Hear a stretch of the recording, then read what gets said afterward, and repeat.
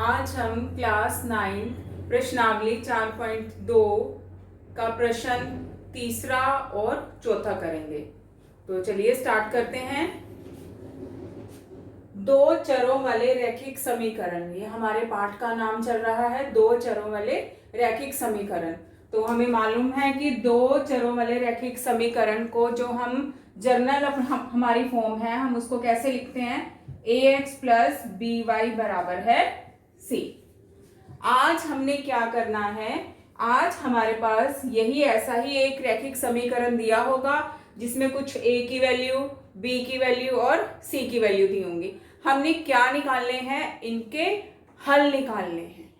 जो ये समीकरण है, रैखिक समीकरण है, इनके हल निकालने हैं। हल निकालने का मतलब क्या होता है, x और y की वैल्यूज, x और y का मान निकालना है। ये कोई संख्या आएगी, या तो हमें इनका मान दिया गया होगा और हमें ये बताना होगा कि जो ये मान दिया हुआ है, क्या ये दिए हुए समीकरण का मान है या नहीं है, ये हमें बताना होगा। ठीक है, तो अपना पहला हम प्रश्न पढ़ते हैं। प्रश्न नंबर, आज हमारा जो प्रश्न है वो तीसरा है। बताइए कि निम्नलिखित हलों में से कौन कौन समीकरण x माइनस 2y बराबर है 4 के हल हैं और कौन कौन हल नहीं है। ये समीकरण, रैखिक समीकरण ax जमा by बराबर है c, ये दिया हुआ है हमें, जहां पे a की वैल्यू कितनी है, a का मान कितना है, इस a का मान है 1, b का मान -2 और c का मान 4। ये हमारे पास समीकरण दिया हुआ था और a b c की वैल्यू हमारे पास 1, -2 और 4 दी हुई है। अब नीचे कुछ हल दिए हुए, हमने इन हलों को बताना है कि दिए हुए हल क्या इस समीकरण के हल है या नहीं है। तो ये हमें कैसे पता चलेगा, हमने क्या करना है, जो दिया हुआ x है और y है, x और y को अपने दिए हुए समीकरण में रख देना है। कहाँ पे, x और y की जगह पे। अगर जो इसकी बाईं तरफ है, बराबर की बाईं तरफ अगर दाईं तरफ के बराबर आ जाती है तो हमारे पास जो दिया हुआ हल होगा वो दिए हुए समीकरण का भी हल हो जाएगा। जो दिया हुआ हल है, ये 5 हल दिए हुए हैं, अगर इस हल को, ये जो पहला हल है 0,2, x की वैल्यू कितनी है 0 और y की वैल्यू, y का मान कितना है 2। अगर हम इस हल को दिए हुए समीकरण में x और y की जगह पे रखें और हमारा बाईं तरफ और दाईं तरफ बराबर आ जाए, रखने पर आ जाए, तो ये इन दिए हुए समीकरण के हल हो जाएंगे। तो पहले अपना पार्ट स्टार्ट करते हैं। फर्स्ट पार्ट में हमारे पास दिया हुआ है x, y बराबर है 0,2। तो समीकरण है x माइनस 2y बराबर है 4। हमने x की जगह पे 0 रखना है और y की जगह पे 2 रखना है, और बाकी जो भी नंबर प्लस माइनस जैसा भी दिया हुआ है उसको वैसे का वैसा ही रख देना है। तो x में 0 रखा, -2 और y आपस में गुना हो रहे हैं, y की जगह पे हमने रखा 2 बराबर है 4। तो अभी पहले जो हमने प्रश्न 1 और 2 किया था उसमें भी मैंने बताया था कि अगर आपके पास दिए हुए समीकरण में गुना, घटा और जमा आ रहा है तो पहले हमने गुना करना होता है। तो इसमें गुना कीजिए, 2 गुना 2 4। अब 0 -4, 0 में से हमने -4 को सॉल्व किया तो क्या आ गया हमारे पास, -4 बराबर है 4।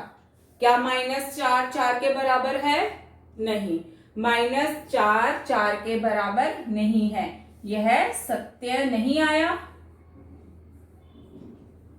ये सत्य नहीं है, -4 4 के बराबर नहीं है। अगर -4 4 के बराबर नहीं है तो 0,2 भी दिए हुए समीकरण का हल नहीं है।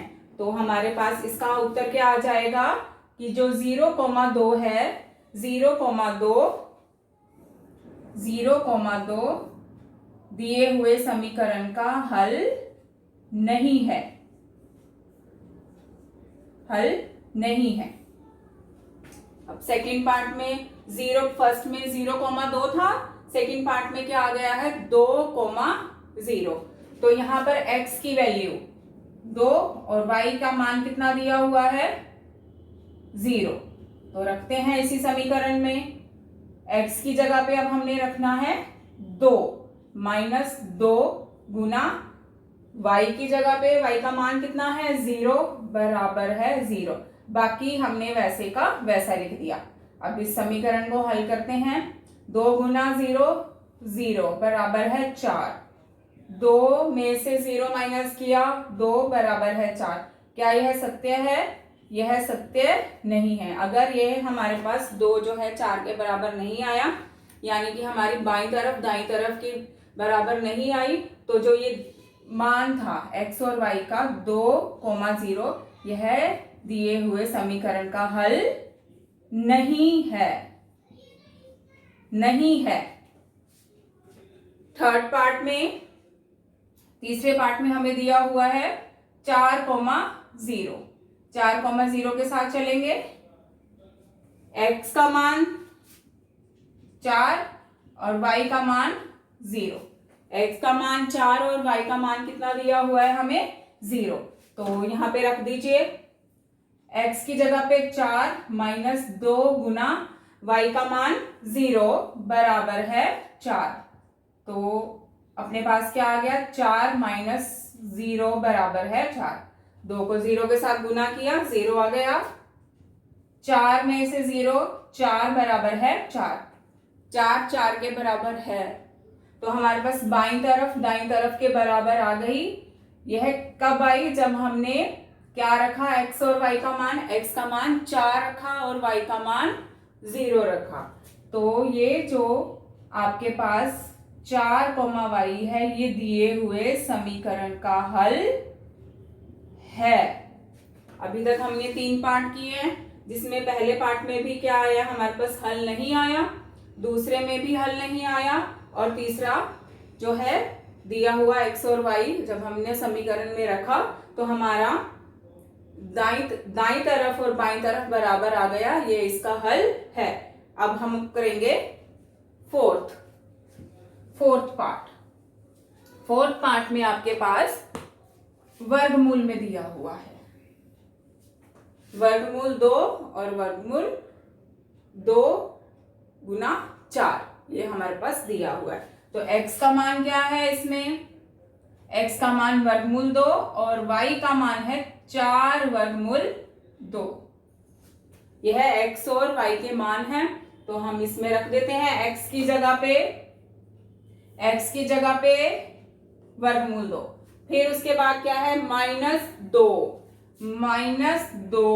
गुना y की जगह पे क्या रखना है 4 वर्गमूल 2। 4 वर्गमूल 2 यह हमने रख दिया, और हमारे पास दिया हुआ है बराबर में 4। तो इसको सोल्व करते हैं। वर्गमूल 2 ही आ जाएगा, कुछ भी यहाँ पे जमा घटा इसके साथ कुछ नहीं लिखा हुआ इससे पहले, माइनस। अब इसको देखिए ध्यान से, ये कैसे सॉल्व होता है। जो बिना वर्गमूल वाले हैं पहले उनको गुना कर दो। 2 और 4 को गुना किया 8, साथ में वर्गमूल 2 है, उसको हमने वैसे का वैसा ही लिख दिया। वर्गमूल 2 माइनस इन दोनों को गुना करके 8, और गुना हो रहा है, ये तीनों ही आपस में गुना हो रहे हैं। वर्गमूल 2 बराबर है 4। अब देखिए वर्गमूल 2 कितनी बार है यहाँ पे? 1 बार। वर्गमूल 2 हमारे पास कितनी बार है? 1 बार। और वर्गमूल 2 यहाँ पे कितनी बार है? -8 बार। ये माइनस का और ये प्लस का 1, माइनस प्लस माइनस क्या होता है? माइनस। और निशान किसका आता है? निशान किसका आता है? बड़ी रकम का। बड़ी रकम क्या है? 8। ये 1 है, 1 वर्गमूल 2, और ये है -8 वर्गमूल 2। 8 बड़ा है और 1 छोटा है। निशान किसका आएगा? बड़ी रकम का। बड़ी रकम है 8 की, माइनस का निशान है, ये आ गया। अब 8 में से 1 को क्या करना है? माइनस। प्लस माइनस माइनस करते हैं। 8 में से 1 गया 7 और वर्गमूल 2 वैसे का वैसा लिख दिया, बराबर है 4। यह भी हमारे पास क्या आ गया? यह हमारे पास आया ये, जो कि बराबर नहीं है। ये हमारे पास बराबर नहीं है। तो अपने पास क्या था? वर्गमूल 2, 4 वर्गमूल 2 हल नहीं है, हल नहीं है। ये 2 बार स्टेप लिखने की जरूरत नहीं है, बस एक ही बार लिखना है हमने। तो हमारे पास x और y वर्गमूल 2, 4 वर्गमूल 2 दिए हुए थे, जिसको हमने अपने समीकरण में रखा और हल नहीं आया। लास्ट पार्ट है इसका 1,1। x की वैल्यू है 1 और y की वैल्यू भी है 1। x और y हमने क्या क्या रखना है? 1। x की वैल्यू 1 रखी, -2 गुना 1 बराबर है 4। तो मल्टीप्लाई करेंगे पहले अपनी इक्वेशन में। 1 - 2 गुना 1, 2 बराबर है 4। सेम ऐसा ही केस बन गया प्लस माइनस वाला। प्लस माइनस माइनस, निशान किसका आता है? बड़ी रकम का। 1 बड़ी है या 2? 2 बड़ा है, 2 के आगे माइनस का निशान है तो माइनस आ जाएगा। 2 में से 1 गया 1, यह भी बराबर नहीं है। यह बराबर नहीं है तो अपने पास 1,1 भी हल नहीं है।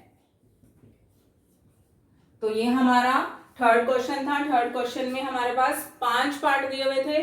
5 पार्ट में से केवल एक ही पार्ट आया है जो हमें इस समीकरण का हल दे रहा है। बाकी पहला, दूसरा, चौथा और 5वां पार्ट जो है उसमें हमें यह पता चला कि यह इस समीकरण के हल नहीं है। अब हम इसके बाद क्वेश्चन नंबर 4 करते हैं।